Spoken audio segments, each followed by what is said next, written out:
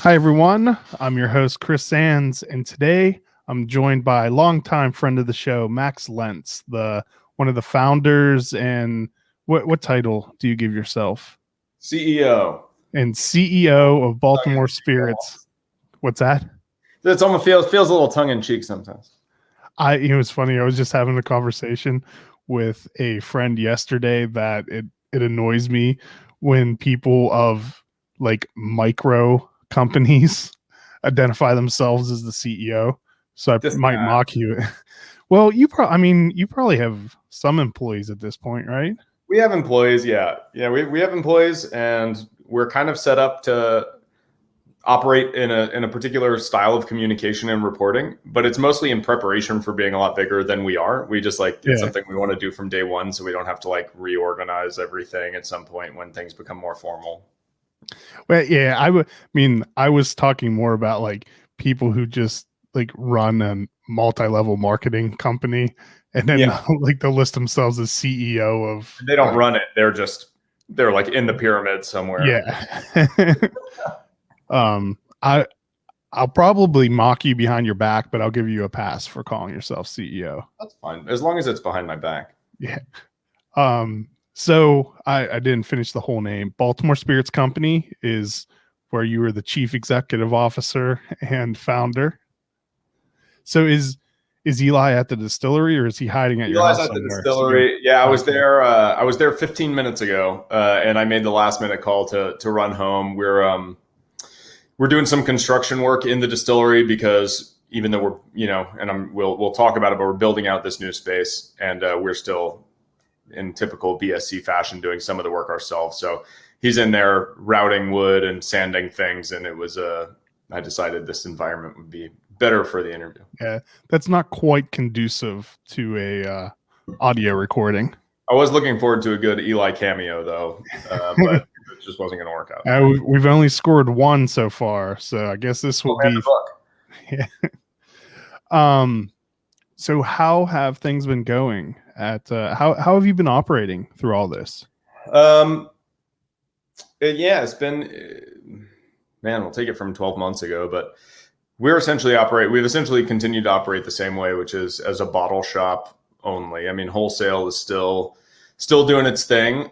So that ebbs and flows a little bit with the restaurants opening and then closing, and the kind of ebb and flow of what cocktail culture is like out on the town.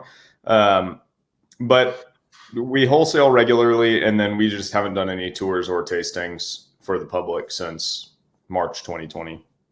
Yeah, I guess in other states where you've been able to have cocktail lounges for a while, I'm sure it was much more detrimental. But in Maryland, where that's a new thing, so a lot of distilleries haven't even opened that yet.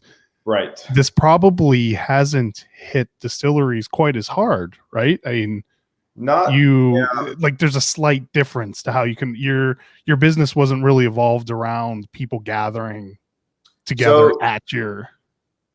Yeah, but I guess the restaurant part of it does. The restaurant part certainly affected wholesale, although you saw some of that stuff start to go out through liquor stores, and cocktail culture in terms of cocktailing at home become a little more prevalent, But right, I'd say, direct to consumer is still very important to us, but it wasn't in the form of cocktails, and we've been able to operate with the bottle shop the whole time. When you open a brewery, at this point, you're probably not going to open the next Dogfish Head and just go coast to coast and have wholesale be the biggest part of your revenue. It's much more about having a healthy tap room where the margins are good and the volume is good, and it can support, a good sized crew, even in a small brewery. So I feel like most of the time, people who are opening breweries, say in the last, probably at this point, 6 or 7 years, probably opened with the concept with the hard numbers showing that the kind of most important revenue is going to be through the tap room. So I think that was a very different thing, that they can't be open in their normal way. Whereas for us, we're excited to add that stuff on, but the original business plan, and certainly in Maryland, distilleries' business plans, now it can change. But when we started, we're not based around cocktail revenue in-house. So, completely unrelated to you owning a distillery, but you did live in the beer world kind of when you worked at restaurants and bars, and it was just, I just want to pose this question because of the thing you just said. Do you think any brewery ever will make it to regional or national sized again? Like, it seems unlikely. Yeah, I think you might see the kind of random dart hit the bullseye with the right gimmick branding or ownership, or, maybe if like a celebrity gets involved at the ground level and, I don't know who. I feel like the obvious choices are already like own tequila or gin brands. So I was just gonna say, like, they've already, like, once they get bored with wineries and spirits, Merrill Street Belgian beer can be the thing. But I mean, maybe something like that, if it had like a lot of publicity pull that already had a nationwide impact because of the people behind it.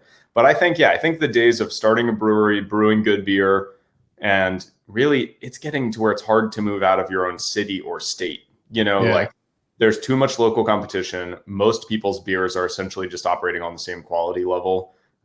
It's not like it was in 2004 when good beer was hard to come by, and getting a microbrewery into your liquor store was a big deal. And then that's all, you just buy the Dogfish Head because that was the new hotness and it was everywhere. But yeah, and I think it's so much more profitable to focus on getting people to come to you for those taproom sales too, that it's viable, right? I mean, it's viable to do that, but certainly not as profitable as moving 1 million cases across the country. Well, yeah, when it comes to it. And I think distilling's heading that way too. And I wonder if there's not even that many people that have that goal too, because there's so like when I talked to Kushwa recently, he specifically said like they have a size in their mind that's a little bit larger than what they are now, that is sustainable, where they can be happy and comfortable. The living they want to make. Yeah. And then if they went and then going bigger could almost be a step backwards, until like with the capital outlays to hit that next level, it can almost be detrimental. Yep. I do. Yeah, that makes sense to me. So how, what's the footprint of distribution that you have? Because the last time we talked, I think you had just gone through a decent amount of growth of getting into other states. And that was, I think the last time we talked was 2019, which was the last time we did expansion. We had hoped to enter into some new states in 2020, but didn't for obvious reasons. And honestly, the out of state stuff that we are selling now, we didn't really focus on growing in 2020 either, because normally I'm the guy who's taking the trips out there to do the hand selling and training other distribution teams and stuff like that. So all that was kind of off the board for last year. So we basically just put a pin in it, but we're still the same footprint. So we're in 4 West Coast states: California, Arizona, Nevada, and Washington State. Then we're in Louisiana and Illinois, and we're in Washington, D.C. and Maryland. Is that based on like, that's where you wanted to be, or is that based on just distribution, where the distributors of those areas are who you were able to contact? Because I mean, it's just it seems like very it's a little patchwork, right? Yeah. Patchwork, that's the word I was looking for. No, there's good reason for it. There are 2 types of account we're in. One are places we really want it to be. Now, with our spirits in general kind of concept and execution, we really like to work with cocktail programs and places with kind of developed cocktail bars and stuff like that. So cities like Chicago, San Francisco, Seattle, those cities were actual targets. We really wanted to be there. Now, that being said, we didn't go out and reach out to distributors in Illinois. We had a distributor in Illinois fall in love with us at a trade show and take me out to dinner and try and get us to join their book. And it was a good fit. So we did. And that is not unlike how we did all the West Coast. Now, West Coast was really just supposed to be California and Washington, but this distributor works in 4 states, and they were just like, y'all want to be in everything? And I was like, yeah, sure, let's do it. So now we're in Vegas and Phoenix, all sorts of weird places. I imagine Vegas is a good place to sell alcohol. It can be. I think it's harder for smaller. Not right now. Right? Like it's I think the small craft guys from Baltimore are not getting bottle service at the Bellagio, but probably not. Yeah. And then Louisiana, we went down for Tales, and you kind of import your stuff through a distributor for Tales of the Cocktail, and our distributor really liked our stuff and was moving into the spirits world, so wanted to start distributing it, so we said yes there too. And obviously, New Orleans has a great cocktail scene, kind of historic cocktail scene, so very cool to be down there. So it is purposeful, minus a few kind of fell into it things, but we're really happy to be where we are. When you're expanding to other states and cities, is there more of a focus on like restaurants or bottle shops, or is it just regular distribution where it's just you go to the distributor and they just try to put it everywhere? Yeah, I mean, we'll take what we can get, but our general strategy is start with the restaurants and the boutique liquor stores that do more hand selling to try and create just kind of a ground level relationships that can be meaningful over the longer term.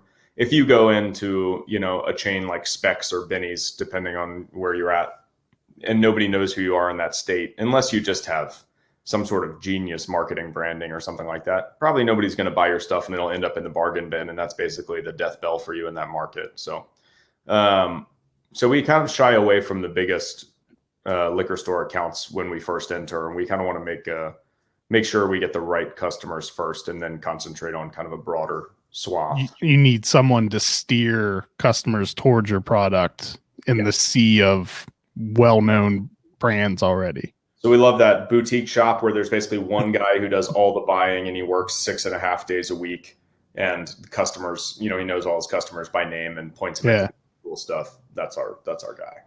Because I think it's probably even you who I've had this conversation with about how different the spirits world is compared to beer, where like the macro distillers, they're not known for making a crap product. They've been making high quality. That's my spiel that you're taking. I say that. Okay. Do you want to say it? No. You didn't. Different thing. And beer's not like that either anymore. That's why it's like there's so much local competition in good beer that you don't just come in and say people want good beer, so you have to get this. But in the distilling world, it was never like that. Even when there was one micro distillery, the early days of the craft distilling scene, you had, product that, in my opinion, was someplace, not across the board. And there were a lot of great distilleries, but I would say even still, sometimes there's a crisis of quality in craft distilling. It was kind of the opposite thing of beer, where the craft dudes were, by virtue of being small and making interesting beer styles, doing better beer than the big guys. Distilling is harder to do well. And the companies that have been doing it for 100 years, Beam and, all those guys and the ones in Europe and the ones in Japan, just across the board, these guys have celebrity distillers who are, want to go to a master class with these dudes to learn anything about it. So very different people to compete with. So you're really kind of finding your values different. And now beer doesn't have that easy in anymore anyway, because they're not competing with the big guys anymore. Now it's all craft competing with craft. Yeah. And there are definitely some very bad craft distilleries still. Yep. I've had some, thankfully, I don't think I've ever had anyone on the show. No. Thankfully, everyone who's ever been on Uncapped, I genuinely like their product. But at festivals and stuff, I've definitely had some very bad product. It's out there. It's not hard to find.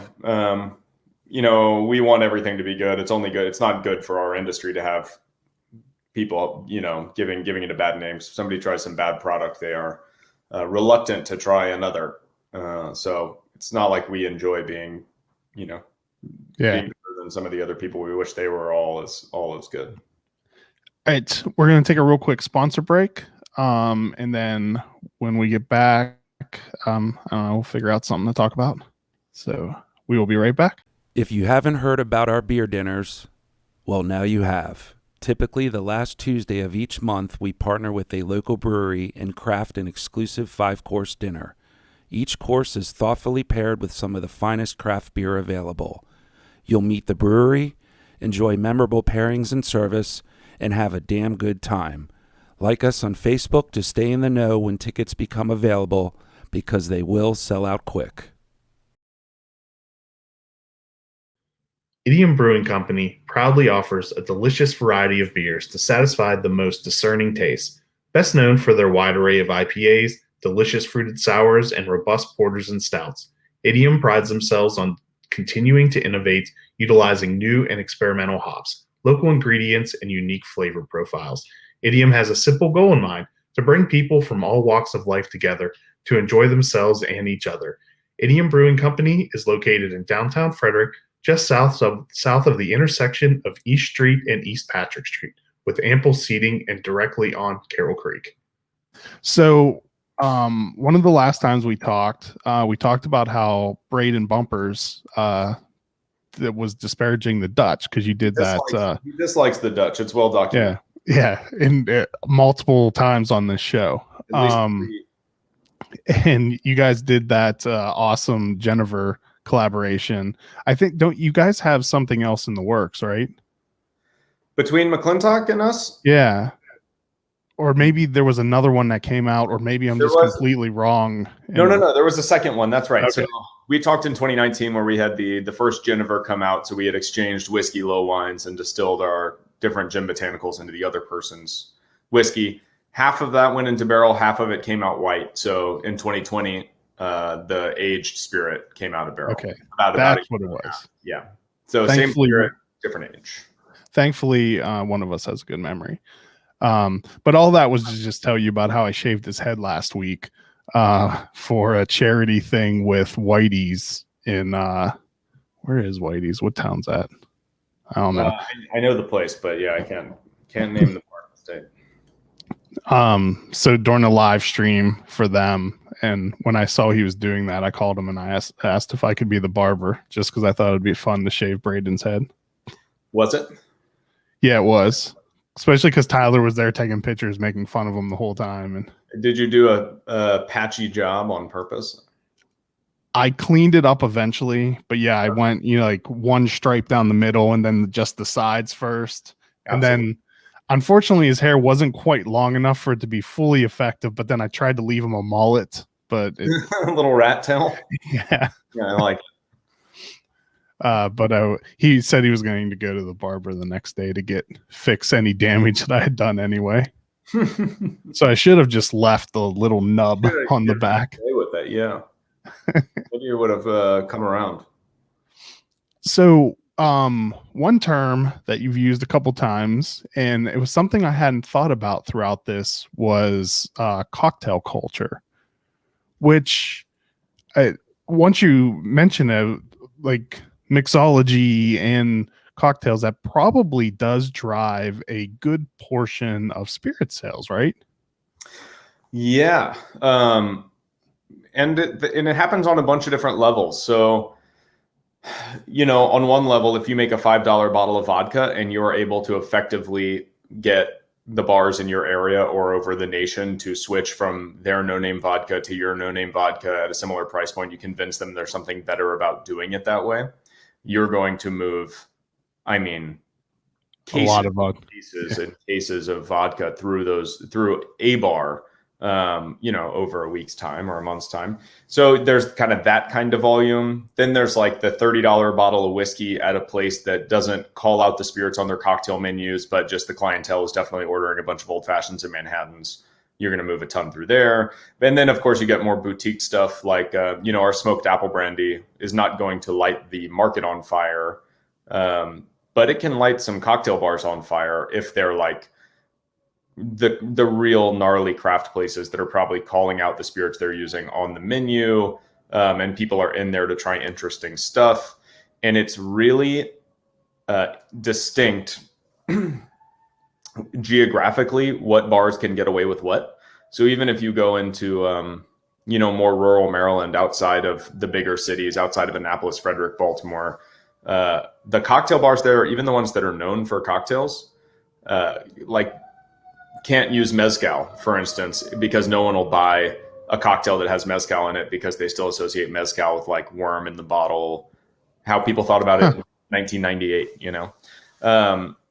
but you go into a city and mezcal's boring. So smoked apple brandy that's distilled like mezcal, that's like the way more interesting for bartenders to kind of work around. So there's a broad spectrum of what plays where, but kind of cracking that code, bartender relationships, making things that are interesting. You know, we've always considered our company as being part of the artistic fabric of Baltimore. We kind of, as much as we're scientists, we consider ourselves artists, and, you know, in that kind of food creation kind of a way.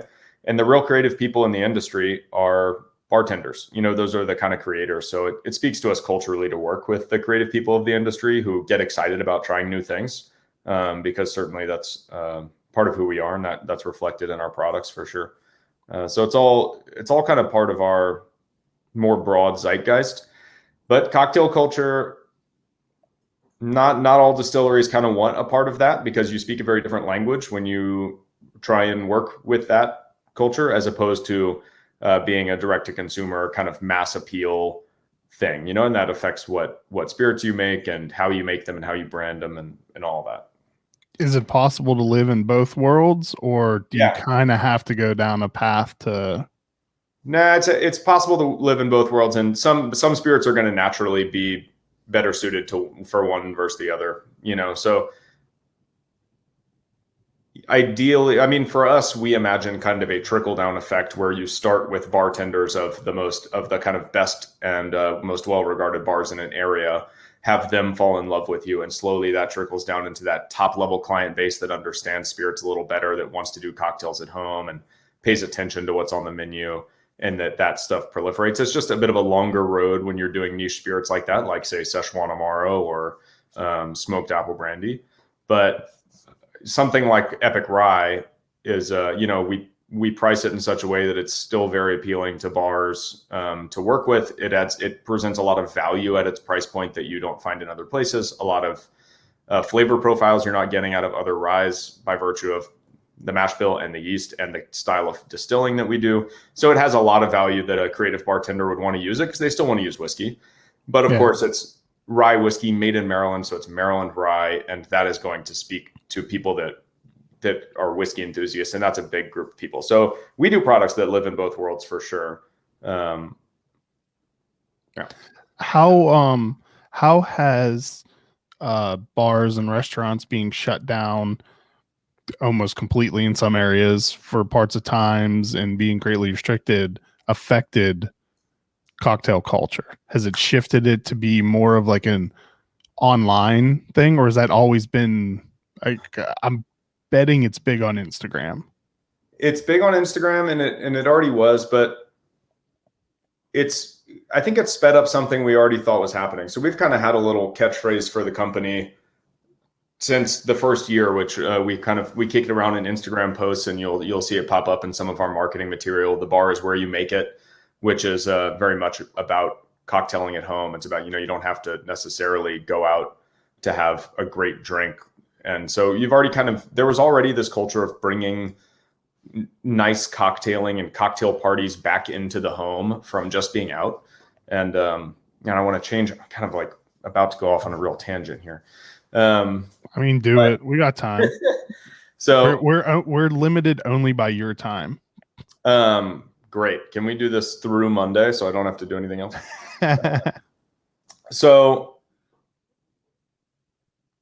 So the bars where you make it. So that was already there. During the shutdown, we dug in hard on that. So if anybody who's listening wants to check out our YouTube channel, I started doing cocktail videos, and they started off as Instagram live videos where I would do something live 2 times a week.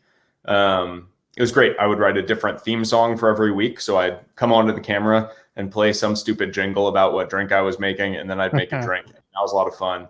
Then I started doing pre-recorded ones. I standardized our jingle for the different cocktail series things I was doing, and we'll be doing more of that. I would encourage everybody to please go follow me on YouTube. I want to do a ton of fun stuff there. We're basically just waiting for our new space to get finished building out, because I don't have a place to film right now. But we started digging in, and we got a lot of real positive response from that. So I think it was heading that way anyway. And I guess the tangent I was going to go off on is people act like people take cocktails for granted right now, for granted. Make sure nobody accuses me of saying that wrong. But it really hasn't. It was like the early 2000s in which you were starting to see the very first cocktail bars that brought back prohibition-esque cocktail culture. Drinks like The Last Word, which can be found on a million different cocktail menus from coast to coast at this point, was first put on was like found in an old book in 2001 and put on a cocktail menu in Detroit, and then like went to Seattle next and is now famous all over the country. And you don't even put that on a menu anymore because it's too basic and people can just ask for it if they want it, So it's really only been back for like 20 years. But if you remember, I mean, even in my time bartending, it hasn't been back that long in Baltimore, but kind of that's when it started creeping up in the country. But even from when I was bartending, signature drinks were, 2 parts strawberry vodka, 1 part vanilla vodka, juice off the gun, and top it up with Sprite or something. You know what I mean? Like it's not what it is now. And cocktails were the very first thing that America was known to do better than the rest of the world. So there's like a famous piece written in like the late 1800s that a European writer came over to check out this new American culture. America had been around for a little while. They wanted to kind of see what was what. And they basically concluded that basically anything America was doing, from clothing production to the making of shoes to cooking to all this stuff, was not as good as it was in Europe yet. Except for the cocktails, those are better. It was the very first thing that we were ever famous for, and it was a huge thing in a lot of the drinks that are now standards and considered really high level are drinks that were invented in America 150 years ago, that people just discovered in old books because it had all been Cosmos and like bad martinis since the 80s. So it hasn't. People take it for granted that it's something that will always be and has always been, but it's a new thing. And there are still a lot of places in the country where it hasn't really hit or taken yet, and they are slowly warming up to the idea of more adventurous drinking. So it's easy when you live in a city to kind of try new things, blah, blah, blah. But other people haven't seen any of these drinks and are put off by something like Amaro, like a bitter spirit. Why would anybody do that? So it's a very much a developing culture and an ongoing story. So it's just starting to be something that is more common to be done in the living room, where you can, it was only 10 years ago where you were going out for a cocktail at the first cocktail bar in town that was doing nice things, and it was a revelation. So it takes a while before that stuff comes home with you, and you could just feel like you can make world-class stuff in your house. But we're getting there. And that was a huge advancement of that project. That's something we really want to happen and we think is inevitable. So it definitely like really moved the timeline on that becoming commonplace in 2020. Yeah, so it definitely like sped up the home cocktail making culture. Yeah, 100%. So cocktail making was done while the sourdough bread was rising, and the can't remember the other stereotypical things that became really popular. A number of things. I don't know what it was with gelatin, but it was, you'd know something was up when you went to the store and they didn't have an ingredient for like 2 months. So yeast was one of the first things, right? Like dry active yeast. And gelatin was sold out for like 6 months in all of Baltimore. And I never figured out what were they doing with it? That's weird. I know. Was Jello a thing? I don't know. I never saw anything related to that. Now I'm going to have to look. I'm making a note to look that one up. I literally tried to Google it. Couldn't figure it out. In houseplants, apparently during this, houseplants became huge. Like there's certain houseplants where the prices of them have skyrocketed. I believe that. I had some houseplants in 2019, and my quarantine experience was I let them all die. It was like I was much better at keeping them up in normal life when we all had our own year-long quarantine journey, and I'm sure we all went through a lot of phases. And at some phase in the first 4 months, the only thing I could keep alive was myself, and I just gave up on the plants. I can't handle this responsibility of keeping plants alive. I couldn't handle anything extra, and I had a few plant fatalities for the first time in a long time over the year. Yeah, we're not a big house plant household at the Sands residence. Actually, I don't think we have a single one. Just seems like we have 2 kids to keep alive. I don't need the responsibility of. All right, we're going to take one more quick sponsor break. When we get back, let's talk about your new project that you have going on. There are many reasons why I have chosen District East for where I purchase beer. I love the flexibility of being able to make a custom 6-pack or take home a crowler from one of the 8 beers on tap. Their friendly and knowledgeable staff do an amazing job at keeping a diverse selection on hand. You can even purchase artwork from the monthly featured artist. District East is located on Northeast Street in Frederick in the same shopping center as Family Mill and Rockwell Brewery. You can find today's beer lists on the District East Facebook page or at www.districteast.beer. To all you craft breweries, wineries, and distilleries out there, listen up. Atlantic Custom Solutions is the real deal in providing you branded growlers, ceramics, glassware, and accessories like koozies, coasters, and keychains.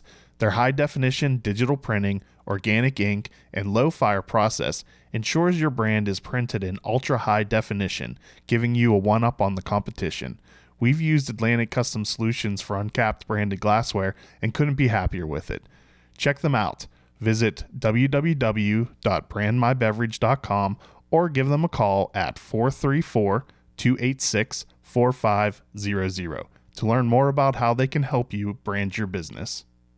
Uncapped is brought to you with support from Clintok Distilling, Maryland's first and only organic certified distillery.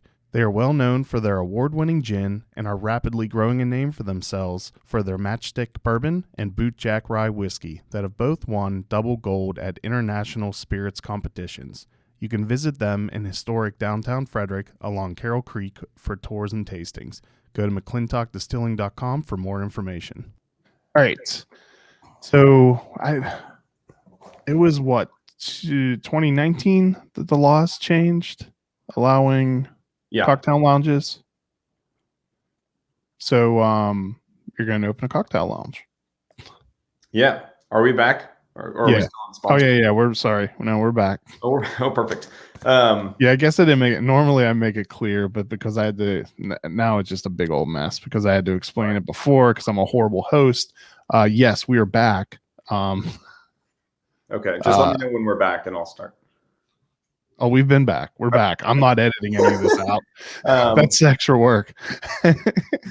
Yeah. So we've touched on it. We've touched on it like 5 times now, but that is the big upcoming news. Yeah, we spent 2020 basically closed to the public and just thinking about when we reopened, how we wanted to reopen and what we could do better, be better, how we could use the year kind of away from the spotlight to improve all the space. And there's a lot of things that are going to be different this year about BSC in terms of how we release things and stuff. But one of the biggest things is that we committed to some more space inside the Union Collective. So same building, different room. And we are about 90% built out on the Baltimore Spirits Company Cocktail Gallery, which is first and foremost our tasting room and cocktail lounge.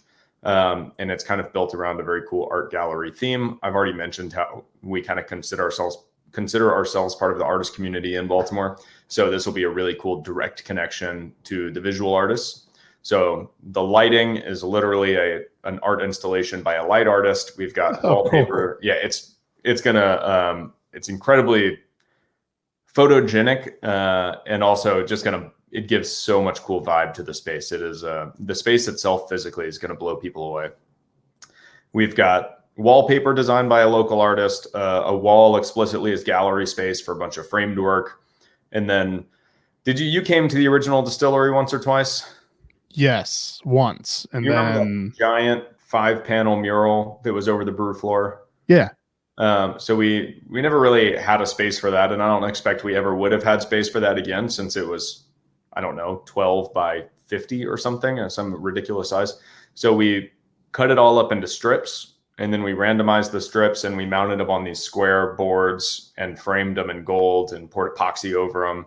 And so now we've got these cool, it's a cool throwback to the original artwork of the space, and that's the bar front. It's awesome. We've got a great bar manager coming in. it'll be a cocktail bar mostly at night, so kind of 5 p.m. onwards. I don't think there are too many people who are going out to do cocktails at 2 p.m. on a Tuesday. Certainly some, but not a ton. And it's multifaceted, right? So it's a big deal that we're doing a cocktail bar. And of course, we didn't used to be able to do it. And now that the laws are changed, and we found ourselves in a position to take the time to do it right, we're super excited about getting that open. But when we also open during the day when we run our tours, they're going to be very different as well. So actually, I haven't even put out the email blast on this or posted about it. I've referenced these tours in a handful of places, but this will be the first time I kind of give a public spiel. Breaking news. This is breaking news. Yeah. I'm excited to do it here first. You really pressured me into this, Chris. I know normally I have to harass stuff out of people. Thank you for making the virtual arm twist. Broken news on your place a couple of times with like random products and stuff. But so the tour, historically, we've only done tours on Saturdays, and they were free, and they were kind of pop in at the top of the hour. Whoever is around and wants to do a tour, we do a tour, and that's fine. And we've done 5 years worth of free tours. So if you never got a free tour out there, listeners, that's not my fault. It's been 5 years. 5 years to come do it. But we're not going to do that anymore. And rather than doing kind of the most casual tour possible, that free, semi-unscheduled, wander around, talk about stuff, ask me questions, we're going to do about the biggest 180 that we can. They're only going to be complete experience tours. So they're going to take about 90 minutes. You'll sign up. You'll sign up before you come in. You'll come in at your time. You'll be greeted with a welcome cocktail in the cocktail bar. You'll chill. Then we will kind of present and teach you a little bit about not only the history of distilling in America and the kind of what whiskey is, but the history of rye whiskey in America, where Maryland fits in with that, and where Baltimore Spirits Company fits in the history of Maryland rye. After we kind of do a little classroom stuff and you've had your cocktail, we'll leave the cocktail bar, go down to production, do a full production tour. We'll talk about distilling. We'll talk about how we blend our whiskey, bottling, the whole shebang. And we don't have the tasting room in the distillery anymore. So that's really just a production space. And it would blow your mind to see how many barrels we have in there at this point. But we are just stacking barrels to the ceiling all over the place. That's one of the reasons we had to move the tasting bar out, because we needed the room for more barrel space. Yeah. And so I guess kind of serendipitous. It wouldn't have been useful anyway. I'm sure that something was bound to happen, and this is all, all things considered, this is working out okay, provided we ever get open. So after the production tour, you'll head back to the tasting room, and when you get back in your seat, there will be 4 glasses of whiskey put out, which would be 4 different versions of Epic. So the 4 post epics essentially that we have available at the time. So there may be a regular epic, and then a Lafroig barrel finished epic, sherry barrel finished epic, and a maple syrup barrel finished epic. Right? I love that one. The maple is great, and we've got more of that coming. You've never had the Lafroig, and it's ridiculous if you like Scotch. So you'll try them all, and then on your little bottle hang tag, which will be there, you would write down how you would blend them together to make your kind of ideal version of epic that you would want. So maybe you want half maple syrup, just a little Lafroig, and the rest sherry. Great. Then we'll actually blend you that bottle. You'll put your hang tag on the bottle, and you will leave with your own custom blending of epic that you did yourself, which is cool. You get to blend a number of different whiskeys that have won some of the biggest awards in the country, which is awesome. So that's super cool. So you come in 90 minutes, a big tour, a lot of education, tasting and blending, and you leave with your own custom bottle of whiskey. And that is the only tour that we are going to be offering anymore, is going to be the full experience tour. That's really awesome. Because I think for the most part, at least, I also have maybe a different experience when I go places just because of the world I live in. But I think if tours don't have a large education part of it, or then or a very large experience part of it, which you're ticking both of those boxes, it's kind of useless. Because especially when tourism, like alcohol tourism, has become so big, you can only attend so many things and care anymore. Right. You don't want to, I mean, having differentiation is something, you want in all facets, but we would like really our visitor experience to be a real product, something with a lot of value that's worth coming to and worth people's time, that is exciting, not just kind of a byproduct of having a distillery, where you got to give tours. That's what you do, show people the stuff. Because once you've seen, say, 3 distilleries on a casual tour, you're not seeing anything new, no matter whose tour you go on. So we wanted to do something different. We wanted you to leave with something very cool and bespoke. We wanted you to give a more of a kind of real life experience of what it's like to blend whiskey and, what that life is really like a little bit, and spend good time in the cocktail gallery, take advantage of the new laws and let us kind of use those laws creatively and create something that, doesn't really exist in that way yet. So we're super excited about it. You had me sold all the way through the first part, and then adding in the getting your own custom blended bottle of whiskey I think that's going to really draw a lot of people in. Yeah, I hope so. We're excited to have, man, I might actually cry the first time someone's having a drink in our bar with our stuff like that. That's going to be a real moment, but hopefully we get to just have a bunch of people who want to do it, because we're as excited about kind of giving that experience to people as hopefully as people are to take it. So who will be giving the tours? It'll depend day to day. So Whitney, who you have met, is our kind of tasting room manager. We'll be doing a lot of the kind of visitor experience stuff. Tim, who has worked for us, he was our first employee ever to do farmers markets and stuff, has been doing kind of tour guide work for the better, about a decade. And he's part of the team. So we expect him to be involved. And of course, Ian and me and Eli are all going to be part of it at some point, but I'm not sure we'll be there every weekend like we used to be. We might take some weekends off at this point and try and create a good experience that doesn't require one of 2 people to be there to make it interesting. You've probably earned it at this point. I hope so, man. Or at least Eli has. That's right. Do you have the price point for that worked out yet? $50. That's cheaper than what I was expecting it to be. I think it's that's a chunk of money, and we kind of appreciate that, and we think we're giving the experience to match, but we think it's a high value for that amount of money. We think it's you're getting every penny's worth of that $50. So we think that's really cool. I mean, you can buy a bottle of whiskey that costs close to that much, so the rest of it's kind of just icing. Yeah, it's a fact.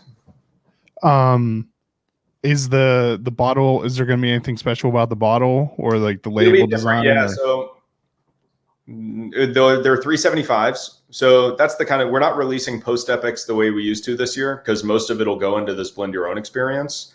And we need to make sure that we have a sizable backup of all the post epics, because we don't want to have to stop giving tours because we only give one kind of tour and we don't have the whiskey to blend anymore.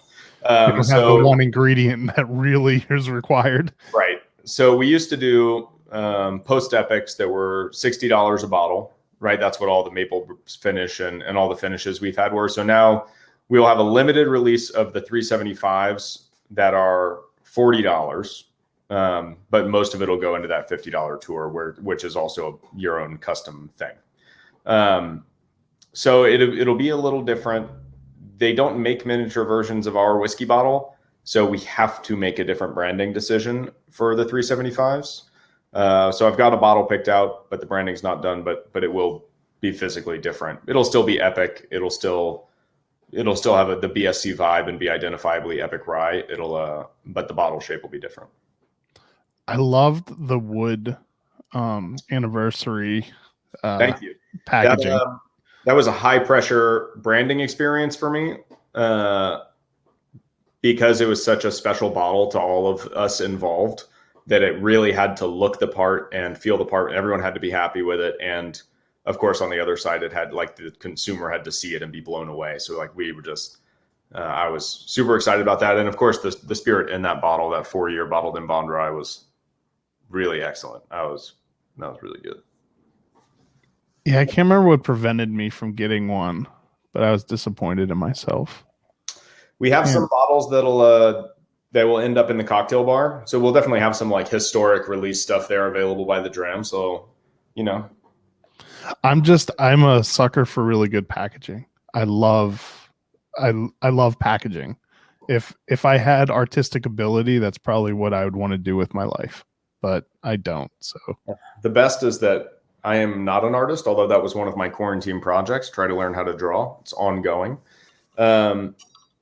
But it's great to have a job where I can work with designers and tell them all of my ideas, and then they make it look like they were good ideas. And I'm like, yeah. See, I'm real smart. That's good. Yeah, that's exactly what I meant. Good at their jobs. So, do you have any kind of estimate on when? So, is the cocktail lounge still under construction, or is it waiting for like regulatory type of issues to open? A little from column A, a little from column B. So we are in the very, very end of build out. We should probably have our UNO as just a regular distillery tasting room within 2 weeks, maybe, if everything goes normally, which it never does, but maybe 2 weeks. So the build out is really close to being done. The cocktail license, the way the law is written, the local liquor board has to approve class 1 distilleries to do cocktails. So you don't just get to do that as class 1 distillery. That we will likely see those licenses go through late May, early June, which is probably about when we would feel good about really opening up full bore anyway. I mean, one can hope. And when we open, we'd really like to really open. That's kind of best case scenario for us. So we'll see whether, how everything pans out, but that's kind of ideally we'll be opening with no restrictions at a time when that is a normal thing to do. And hopefully that's late May, early June. But hopefully people can come in and check it out as a bottle shop and buy all their bottles out of there within like 2 weeks, which is okay.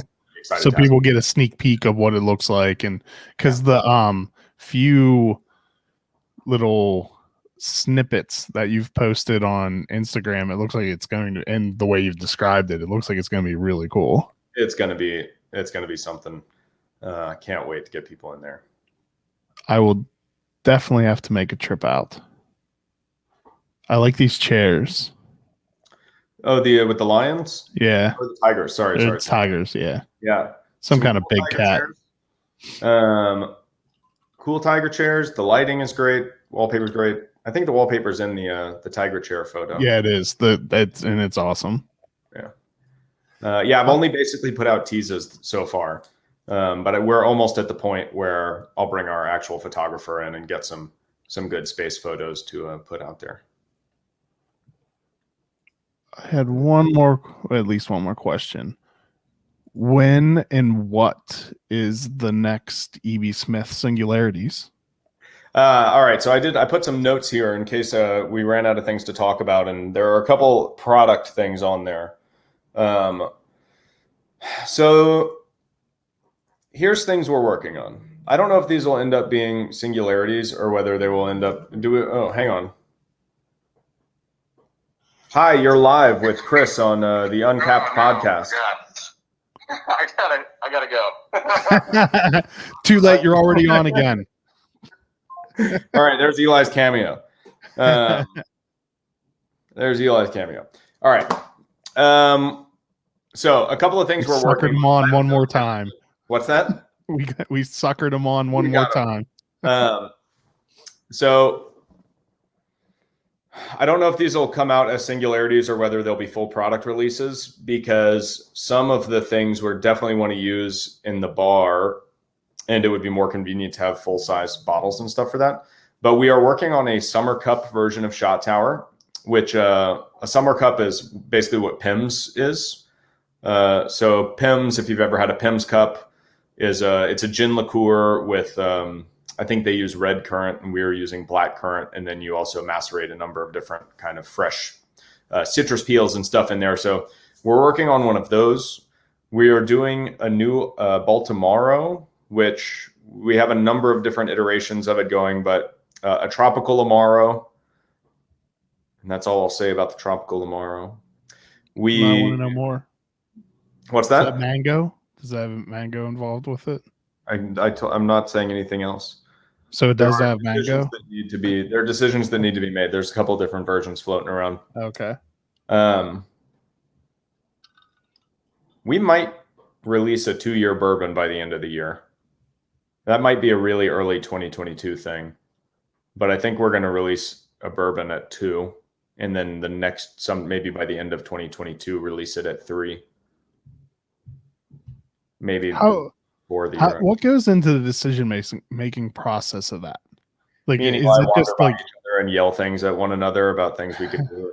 Sometimes the other one thinks it's a good idea. But I mean, like whether you should age something, is it just based on you tasting things and be like, this is done, or we taste on the way. So the bourbon, I typically would think a bourbon needs 3 years.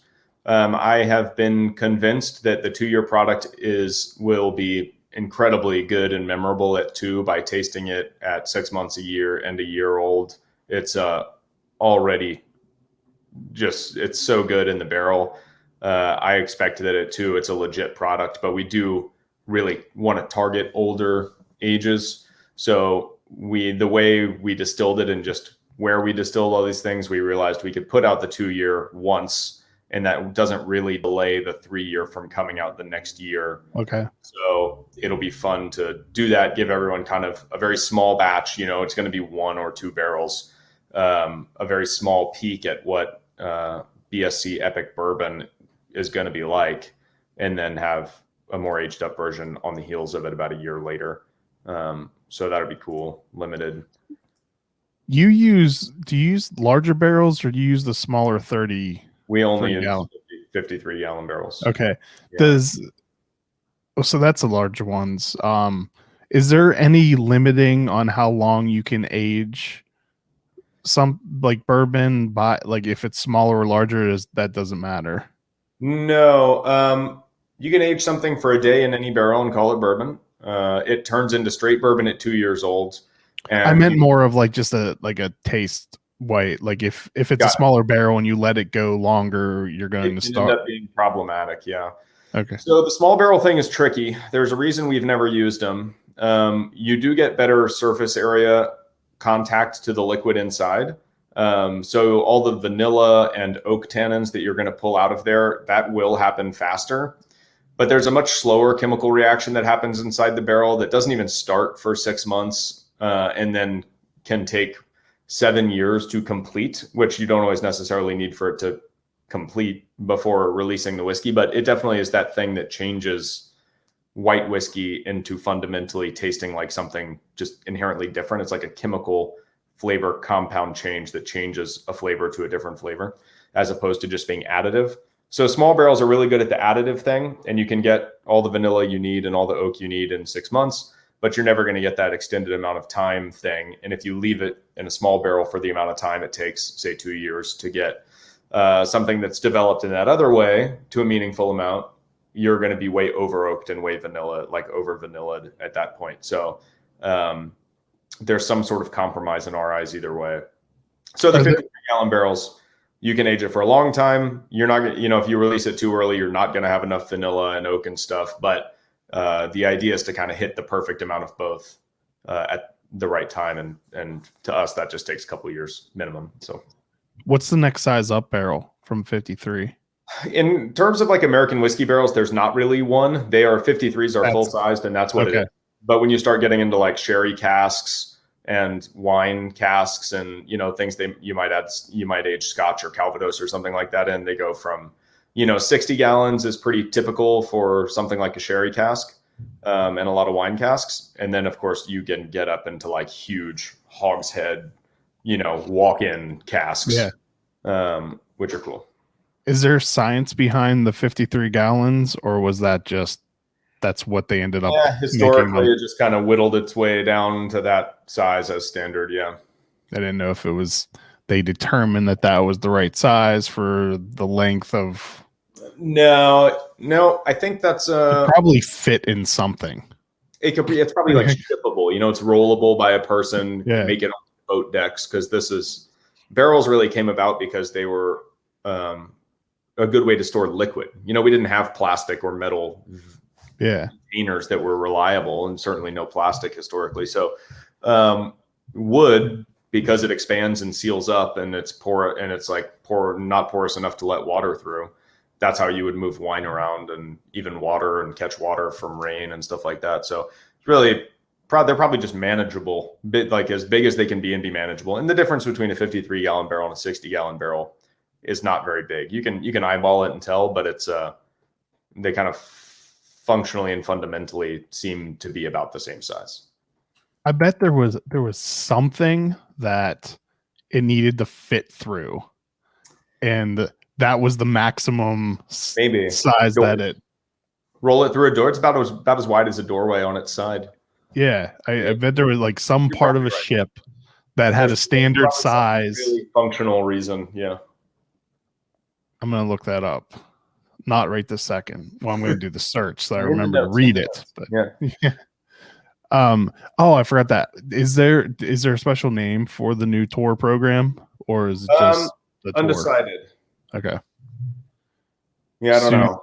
Soon to be named. Yeah, it's just going to be. It won't be all that creative. It'll probably be, the blend your own tour experience, or the whiskey tour experience. I don't know. It'll have the word tour and experience. I know that. Well, in the show notes, it's going to be called Blend Your Own Tour Experience, name TBD. Write that down so I don't have to listen through and find it.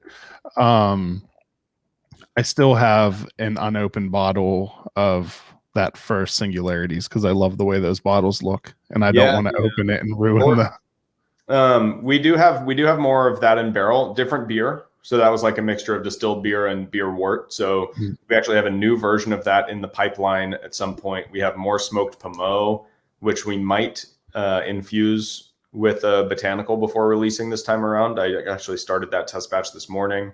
But the smoked Pommeau was, I think, Singularity number 3 or 4, if you had that one, but really good.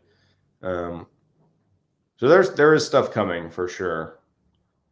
We worked on a Fernet cream recently. So we have one match of Fernet cream, which is remarkably good.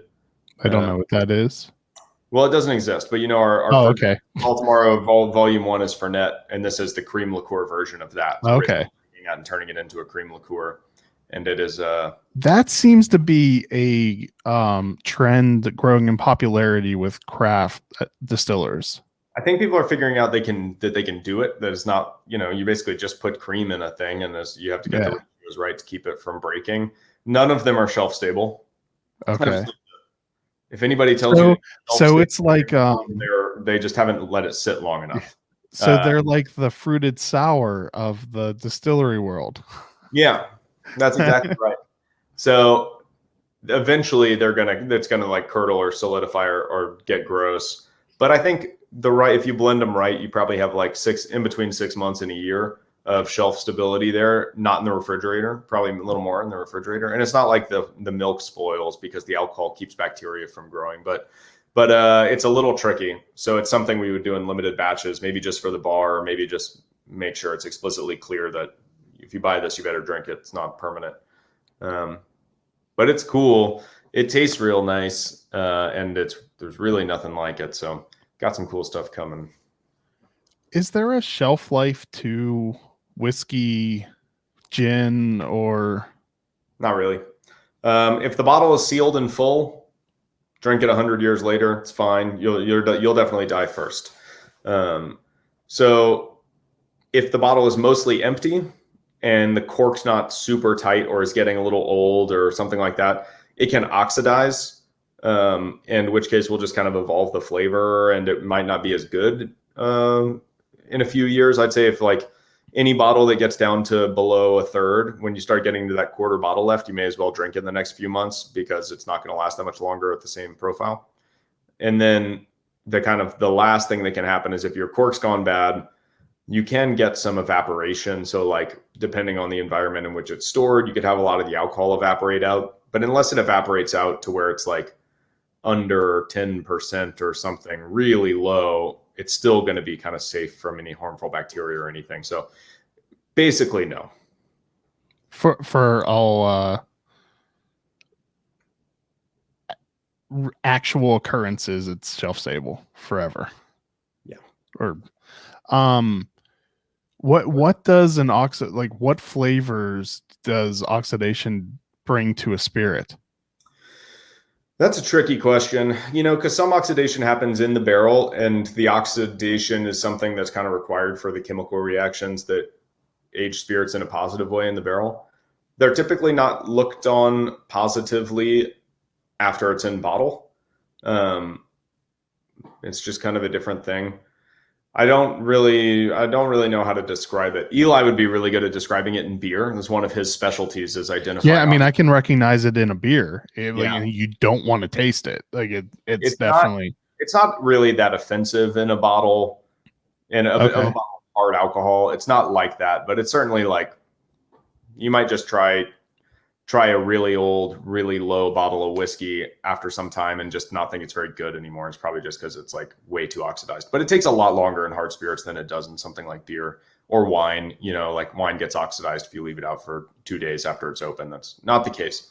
It takes a long time for it to make a severely negative impact, but it's more likely to happen when there's a ton of room for air in the bottle. Okay. That's kind of the crux of it. So, I mean, ultimately just drink it and then go get more. Buy things to drink, and if you bought them not to drink, then just leave them closed all the time, and you're probably good either way. Cool. All right, Max, is there anything else you want to cover? Or I would like to give just kind of a big Union Collective wide shout out. The winery, the Wine Collective, is Baltimore's first urban winery, and they opened the weekend that Hogan shut the state down originally. So the timing couldn't have been worse. They have made it 99 of the way through the pandemic, which credit to them. Their stuff's awesome. Their space looks great. I'm excited for them to open at full capacity eventually. But right now they are open at quarter capacity like everyone else in the city. And their stuff's awesome. So a lot of cool stuff happening in the collective. The beer garden is opening at Union. Obviously, the Charmery is going to open a little later on once the kind of crowd comes back. The coffee shop's open. The cocktail bar is coming. And in a couple weeks, you can come stick your head in, buy a bottle out of there, and see how cool it's going to be. Get you really excited for being social again. So, yeah, when that building opens at kind of full strength and full capacity, it's going to be one of the most unique places to be in Baltimore City, and absolutely worth a visit. So much good stuff coming out of there. So just a quick shout out to all those dudes. Go check out the winery, support them. They're awesome. And then come check out our new space. Is it full at this point, or is there still space available in the collective? I want to say there might be like one space left, but not much. Some of it's not consumer facing. Hopkins has some space in there that they use. Okay. But I think there may be one empty space, although I'm not entirely sure actually. Where is your new space? Right next to or connected to down by the winery, so in between the coffee shop and the Wine Collective. Okay. On the dock side, you don't have to like go through a hallway to find it. It's you can get from the dock side of the building. Okay, so a little more convenient to get to than our space where you have to like find your way back there and follow the signs. Yeah. Awesome. And I imagine follow you on social media for updates on. Follow us on social media. Please buy bottles of our spirit. Makes a big difference to us, believe it or not. We really love that and need that. So please try all our stuff. Come say hi. We're still open as a bottle shop Wednesday to Sunday. We still love having people come in. We just launched the new store on our physical website, so we're doing everything on our own website now, which from just kind of a back of the business perspective, I'm really excited about personally getting a little more integrated on that kind of on the web. And you offer pickup, delivery, and shipping. Pickup, delivery, statewide shipping. And follow us on YouTube. There hasn't been a new video in a couple of months, but I'm about to be able to start filming all sorts of fun content. And we try and keep it real fun. And I really would love to grow, very specifically, a nice little YouTube group that I can communicate with. So if you want to hang out, you want to make jokes, I'll do live stuff. I'll sing you songs. Next time I come on Uncapped, I'm committing to singing a theme song upon opening. I'll write you one and do it live. I'm holding you to that. Great. Whoa. Yeah, that's the deal. You can't have if I'm coming on, you got to ask me if I have it, and otherwise, nix me. Then it's a no go. Yeah. You are banned from the show until I have a theme song done. Great. And that one has to be also in person. Okay, deal. So I can I'll pack up all the gear and I could come out to the. We'll do it in the cocktail bar. Yeah, it'll be awesome. Be a good way to show that off. It could be a little. Maybe we can do a cocktail menu rundown. I bet you've never done that on the show, where we've got 10 cocktails. We can just go through them. So you're saying have a designated driver for that day? Yeah, you got to bring your audio guy. Yeah. No, I have never done that. Although I did want to say earlier, like I have emceed a few cocktail competitions, and the things being done in cocktails are just amazing. The first one I went to, it just blew my mind because I've never been a part of that culture. I'm not big into going to bars and ordering cocktails. So like the first time I emceed a competition, I'm like, that is not the kind of cocktails I got when I was in college. And it's a whole thing, man. It's so cool. I mean, sometimes for the competitions, the presentation gets crazy and they're revealing, opening the smoke thing and there's a glass and it's just crazy. So, yeah, it'd be cool. We'll run down the menu. We'll do a tasting. The bartender will be there, so we can have the interview with me drinking with you, and then the bartender talking about how they develop drinks. And I'll sing you a song. It'd be great. Let's do it. It's on the books for sometime in the future. Perfect. All right. Thank you so much, Max. I'm excited to check out the new cocktail lounge when it opens, and I do need to just get to the collective in general because I haven't been to the winery yet, and it's super cool. It's great. Yeah, come see the cocktail gallery, go to the winery. Thanks for having me on, man. Oh, and you didn't say where to find you. And your Baltimore Spirits Co. everything on all social media, right? Balt Spirits Co. is the kind of actual tag, but Baltimore Spirits ought to get you there if you're searching. All right. Thank you so much, Max. Thank you for your time, and thank you everyone for watching and listening. Cheers. Cheers.